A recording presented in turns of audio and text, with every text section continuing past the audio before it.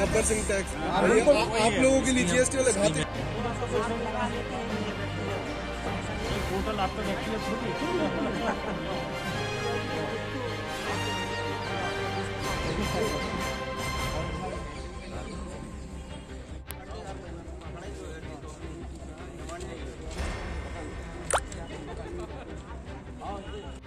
देखिए, जीएसटी लागू हुए लगभग 3 वर्ष होने को आ गए हैं और जीएसटी जब से लागू हुआ है पोर्टल या जीएसटी कानून अपने जिस रूप में वो लागू हुआ था उससे कहीं दूर भटक गया है। पहले हमको जो बताया गया था उससे एकदम विपरीत आज की तारीख में जीएसटी जो व्यापारियों पर लगाया जा रहा है वो है। पहले हमें बोला गया था एक राष्ट्र एक टैक्स या सिंगल रिटर्न, इससे बिल्कुल वन टैक्स वन नेशन, और इन सब से बिल्कुल विपरीत आज हमें लगभग जीएसटी में साल की 25 रिटर्न भरना पड़ रही है। जो 2 रिटर्न हमको मासिक अभी भरना पड़ रही है और 2 रिटर्न अभी पेंडिंग है। मतलब अगर वैसे देखा जाए तो हमको लगभग एक साल में 48 रिटर्न भरना पड़ेंगी। अच्छा, जीएसटी पोर्टल में अभी क्या हो रहा है कि व्यापारी को कोई भी रिटर्न रिवाइज करने का अधिकार नहीं है। एक बार व्यापारी ने अपना GSTR 3B फाइल कर दिया, वो फिर उसको रिवाइज नहीं कर सकता। जबकि जीएसटी अपने ही कानून को लगभग आज की तारीख में लागू होने के दिनांक से 1000 बार सुधार कर चुका है। जीएसटी की रिटर्न्स अगर व्यापारी की लेट होती है तो उसको पर डे के हिसाब से 50 रुपीज पेनाल्टी लगाई जाती है, जो कि अत्यधिक है। कि कोई लिमिट नहीं है उस फीस की, कैपिंग नहीं है, इसकी कोई कैपिंग या लिमिट नहीं है। जबकि हम लोगों की मांग है कि लिमिट उसमें एक कैपिंग होना चाहिए कि व्यापारी पे 200-500 रुपए पर रिटर्न से ज्यादा पेनाल्टी ना लगाई जाए। लेकिन ये जो लिमिट कैपिंग नहीं होने से एक ही रिटर्न की पेनाल्टी हजारों में पहुंच जाती है। व्यापारी को 12 रिटर्न भरना है, अगर 4 रिटर्न उसके किसी कारणवश बीमारी के कारण, कोविड के कारण, किसी घर में कोई अस्वस्थता के कारण लेट हो जाते हैं तो उसको 4 रिटर्न पे पर डे के हिसाब से पेनाल्टी लगना है, वो बिना कैपिंग। जो टैक्स जो उन्होंने कहा टैक्स का सरलीकरण, कहीं सरलीकरण हुआ है? नहीं, बिल्कुल इसके विपरीत है। टैक्स का सरलीकरण तो नहीं है। अगर टैक्स ये सरल होता तो आज देश के 200 से ज्यादा टैक्स प्रैक्टिस एसोसिएशन इस के विरोध में खड़े नहीं होते। इसके पहले आज मेरी लाइफ में, हम प्रैक्टिशनर्स की लाइफ में ऐसा कोई भी क्षण नहीं आया है कि टैक्स प्रैक्टिशनर इतने बड़े जुट में, मतलब इतने बड़े संख्या में, तादाद में किसी एक्ट के विरोध में हुए हों। इतने संशोधन भी हो चुके हैं इसमें, तो अभी तो सरलीकरण नहीं हुआ।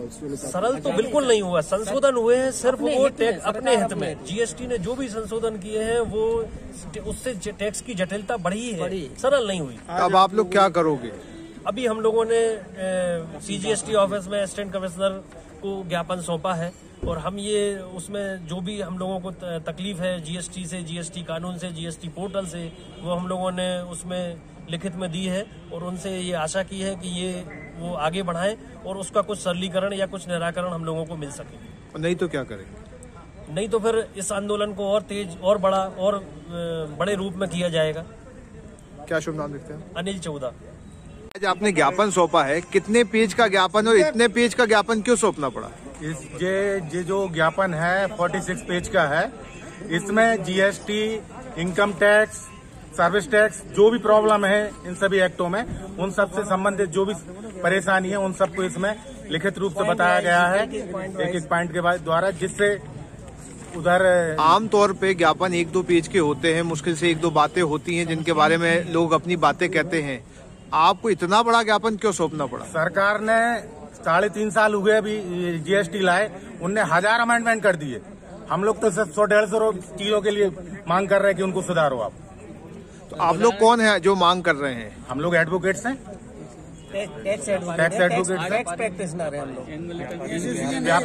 व्यापारी की तरफ से हम लोग रिटर्न फाइल करते हैं। अच्छा, तो आपको क्या दिक्कत आती है व्यापारी की तरफ से रिटर्न फाइल? हम लोगों को सबसे प्रॉब्लम तो क्या, व्यापारी को प्रॉब्लम ये आती है कि एनुअल रिटर्न 19-20 की है, 19-20 की प्रॉब्लम तो हम लोग इसलिए आती है क्योंकि हम लोग रिटर्न फाइल करते हैं वहाँ पे। तो आपको पता चलता है कि यहाँ क्या? क्योंकि नेट नहीं चल रहा है, रिटर्न्स के टेक्निकल कंप्लायंस जो होते हैं वो व्यापारी को समझ में नहीं आते कि आखिर इनमें होना क्या है। अब जैसे आईटीसी मतलब आपको तक मुश्किल हो रही तो व्यापारी को क्या दिक्कत है? व्यापारी को तो सर इतनी मुश्किल है कि उसकी समझ में नहीं आ रहा है कि करना क्या है। अच्छा, कोई व्यापारी खुद से भर सकता है क्या टैक्स? नहीं भर सकता सर। जब गवर्नमेंट 20 साल की प्रैक्टिस वाले हमारे सीनियर लोग भी उस चीज को समझ नहीं पा रहे या उस चीज से परेशान है। हम लोग भी 10 साल की प्रैक्टिस हो गई, उसके बाद भी हम लोगों को लगता है कि आखिर ये और अमेंडमेंट नए आते जाते हैं। गवर्नमेंट रोज नए अमेंडमेंट करती है और उसको जटिल बनाती जाती है।